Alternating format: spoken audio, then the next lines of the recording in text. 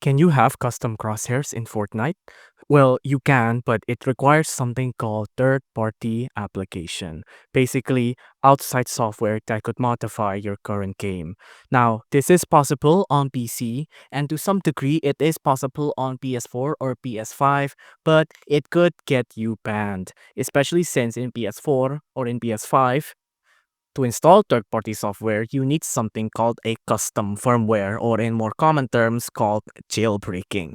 And if you get jailbreaked, then you can get banned. So I do not recommend for you to get a custom crosshair for a PS4 or PS5.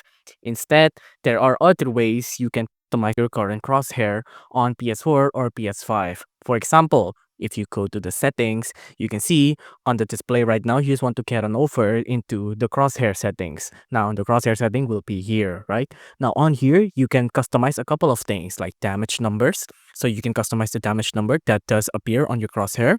You can also customize the reticle damage feedback. Reticle is another word for crosshair, so you can only and customize it like reticle damage feedback. And you can also customize the target type indicator, right? So you can turn it on or you can turn it off. Again, I do not recommend you to get a custom crosshair for your Fortnite in PS4 or PS5. It has a lot of risks behind it, and it's only something of a minor change for me myself, right?